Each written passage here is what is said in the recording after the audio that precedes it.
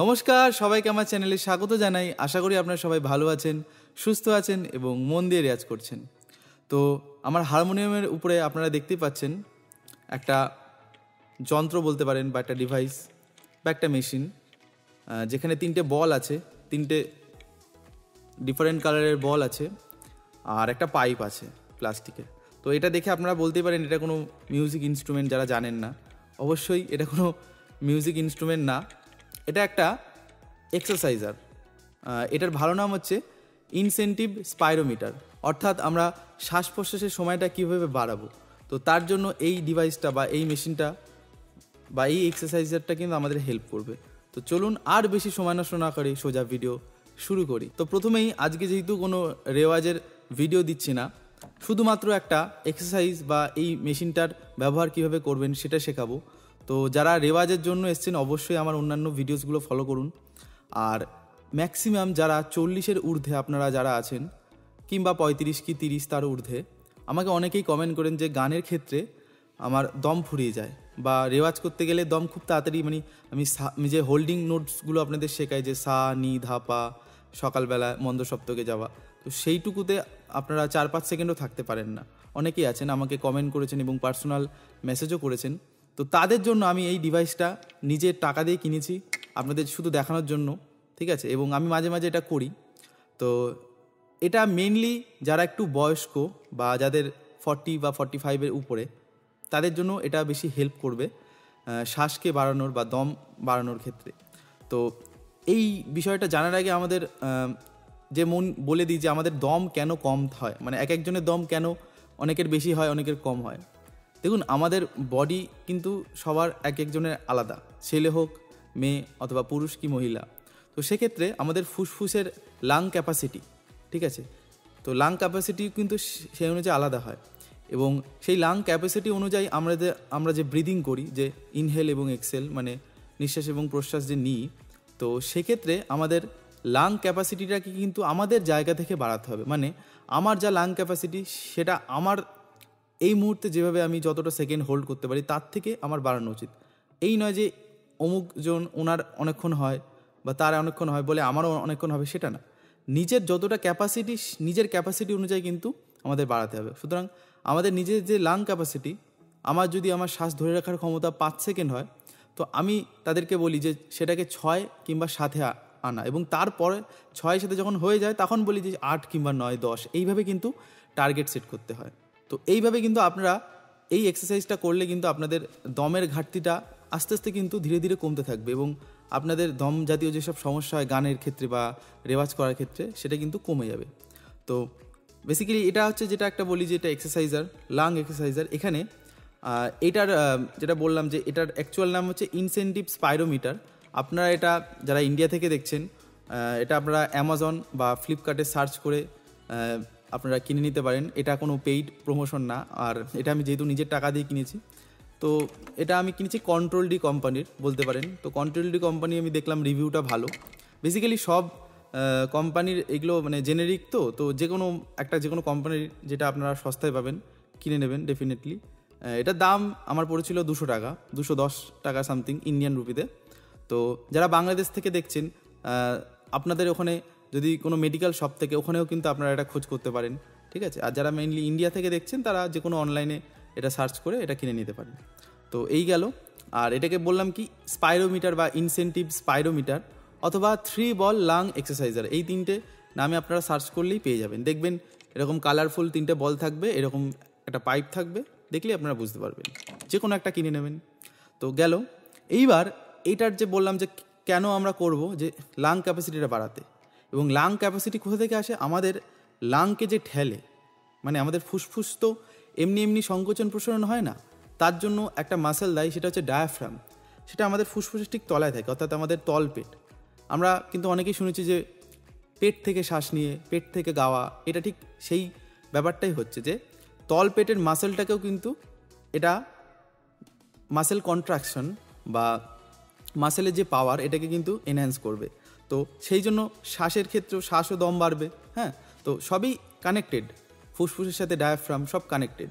এবং ফুসফুসের সাথে ডায়াফ্রাম, এবং ডায়াফ্রাম ভালো হলে ফুসফুস ভালো হবে, ফুসফুস ভালো থাকলে আমরা ভালো ব্রিদিং করতে পারবো, এবং ভালো ব্রিদিং করলে অবশ্যই ভালো গান গাইতে পারবো। তো চলুন এবার আমরা এটার ব্যবহার শিখে নেব। কীভাবে ব্যবহার করব। এখানে 3টে বল আছে এবং এখানে লেখা আছে 600 সিসি, একটা ফার্স্ট যেটা 900 সিসি আর 1200 সিসি, ঠিক আছে। তো এখানে এই বলগুলোকে আমাদের ওঠাতে হবে, এবং সেটা কিসের মাধ্যমে ওঠাতে হবে আমি প্রথমে বুঝিয়ে দিই। প্রথমে যেটা করবেন সেটা আপনারা এই যখন কেনার পর এই দুটো আলাদা পাবেন, জাস্ট এটার সাথে এটা কানেক্ট করে দেবেন, আর এটা একটু মুছে নেবেন বা একটু ধুয়ে নেবেন, প্লাস্টিকের জিনিস। তো এইবার এই এক্সারসাইজ করার নিয়ম কি, প্রথমে আমরা ইনহেল করব, অর্থাৎ শ্বাস নেব, এবং সেটা এই পাইপটা আমাদের মুখে দেব, এবং দেখতে হবে যে মুখ থেকে যেন কোনো গ্যাপ না থাকে, এবং গ্যাপ না থেকে আমরা ইনহেল করব। প্রথমে আমরা শ্বাসটা ছেড়ে দেব,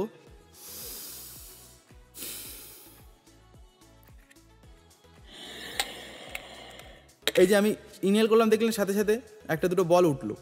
তো প্রথমে দেখবেন আপনারা যখন শ্বাসটা নেবেন তখন দেখবেন ফার্স্ট বলটাও ভালোভাবে উঠতে চায় না, তাহলে বুঝবেন যে আপনাদের শ্বাসের সমস্যা আছে। আর যারা প্রথমেই এক টানেই যদি 3টে বল ওঠাতে পারেন তাহলে ভাববেন যে আপনাদের শ্বাস সব ঠিক আছে। যেমন আমি যদি 3টে বল একসাথে ওঠাই, ঠিক আছে, তো প্রথম এটা উঠতে চাইবে না, প্রথম এরকম প্রথমে হলুদ বলটা উঠতে চাইবে না, তাহলে আমাকে আরও দম দিতে হবে। এই যে উঠছে, এরকম হবে। তারপরে আরেকটু শ্বাস নিতে নিতে কী হবে, এটা উঠবে, তার সাথে নীলটা উঠবে, এই যে নীলটা উঠলো। তো তারপরে আস্তে আস্তে কিন্তু 3টে বল পরপর উঠবে, এই তো 3টে বল কিন্তু আমাদের ওঠাতে হবে একদম উপরে। তো তার জন্য কি করতে হবে, প্রথমে পুরো শ্বাসটা বার করে দিতে হবে, নাহলে কিন্তু হবে না। মানে আমি হালকা শ্বাস নিয়ে রাখবো, আমার ফুসফুসে শ্বাস থাকবে, সেই অবস্থায় আমি শ্বাস নেবো, সেটা কিন্তু হবে না। পুরো শ্বাস ছেড়ে দিতে হবে এবং সোজা হয়ে বসতে হবে। আমি যেভাবে সোজা হয়ে বসেছি, পিঠ সোজা করে, শির দ্বারা সোজা করে, যাতে আমাদের ফুল ডায়াফ্রামেটিক যে মাসেলটা অ্যাক্টিভেট থাকে। তো এই অবস্থা, এবং হাতটা একদম কাছাকাছি নিতে হবে। এই নয় যে আমি এখানে রাখলাম আর এইভাবে ফু দেবো, সেটা হলেও হবে না। তো আমাকে কিন্তু কাছাকাছি রাখতে হবে, মানে আমার মুখের লেভেলে। তো আমি আরেকবার করে দেখাই। ইনহেল করব, পুরো শ্বাস ছাড়বো, এবং ইনহেল মানে হচ্ছে শ্বাস নেবো আর কি, মুখ থেকে।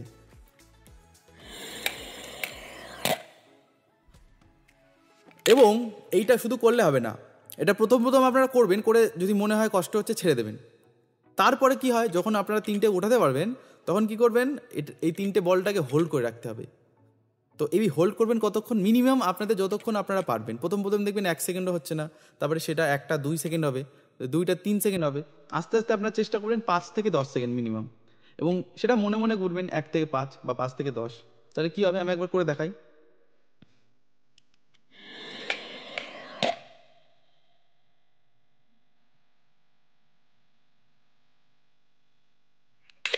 দেখেছেন, আমি মোটামুটি 3-4-5 সেকেন্ড আপনাদের দেখালাম। যদি আমি আরও ভালোভাবে ধরাই তাহলে কি হবে, আমি দেখুন 10 সেকেন্ড ধরছি, ঠিক আছে। প্রথমে পুরো শ্বাস ছাড়বো, তারপরে শ্বাস নেব।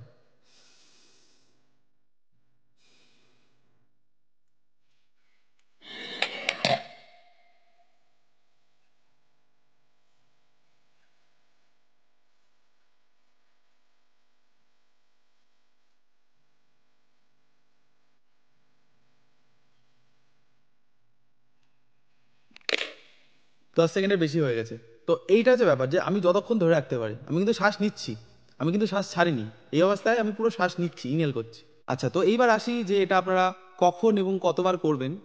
তো আমি বলবো এটা আপনারা একটু রেস্ট দিয়ে দিয়ে, একটা না, মানে ধরুন আপনারা একবার করলেন, করার পর যদি মনে হয় একটু কষ্ট হচ্ছে, কারণ এটা অনেকটা প্রেশারের প্রয়োজন হয়, অনেকটা শ্বাস কিন্তু নিতে হয়, তো সুতরাং একটুখানি মাথা একটু ঝিমিয়ে যেতে পারে, কারণ অনেকটা অক্সিজেন আমাদের বডিতে আসে, সেই জন্য আমাদের ব্লাডে অক্সিজেনের পরিমাণ কিন্তু বাড়ে, জন্য মাথা একটু ঝিমঝিম করতে পারে। তো একটু রেস্ট দিয়ে করবেন, হ্যাঁ, তো একটু রেস্ট দিয়ে মিনিমাম 10বার করবেন, সেটা আপনারা সকালে 10বার কি দুপুরে 10বার।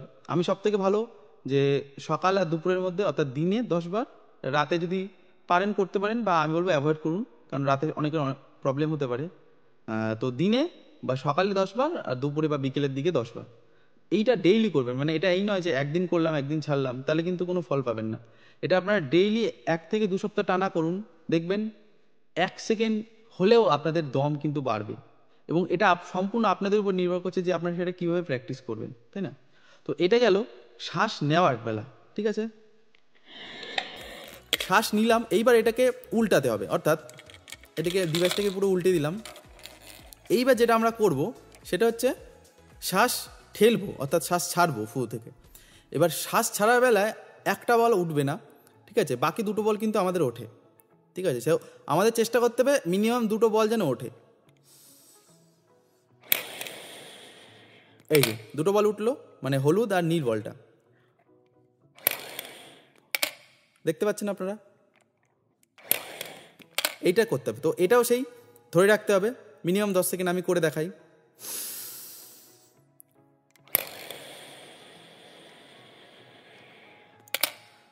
চেষ্টা করবেন বারবার এটা করে করে এই দমটাকে বাড়ানোর।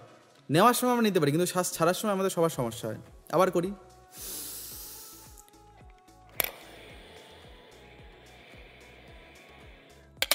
এই অভ্যাসটা কিন্তু করতে হবে। তো মিনিমাম আপনারা 3 থেকে 4 সেকেন্ড করবেন, বা শুধু করে ছেড়ে দেবেন, সেটাও হবে, যেটা আপনাদের সুবিধা হবে। তো এইভাবে কিন্তু আপনারা এটা করবেন। তো মেইনলি এটা ইনহেলটা বেশি করবেন, এক্সেলটাও করবেন, কিন্তু ইনহেলটা বেশি করলে আপনাদের ফায়দাটা বেশি হবে। তো এই ছিল আজকের কিভাবে দম বাড়ানোর একটা ব্যায়াম বলতে পারেন এই ডিভাইসটার মাধ্যমে। তো এই ছিল আজকের ভিডিও। আশা করি আপনাদের প্রত্যেকটি ভিডিওর মতো এই ভিডিওটিও ভালো লেগেছে। যারা আমার কাছে পার্সোনালি অনলাইন ক্লাস করতে চান তারা এই নাম্বারে কল বা হোয়াটসঅ্যাপ করে ডিটেলসটা জেনে নিতে পারেন। আর যারা এখনও সাবস্ক্রাইব করেনি অবশ্যই সাবস্ক্রাইব করে পাশে থাকবেন। তো দেখা হবে অন্য কোনো ভিডিও, অন্য কোনো পর্বে। ততদিন অবধি ভালো থাকুন, সুস্থ থাকুন এবং মন দিয়ে রেয়াজ করুন। ধন্যবাদ।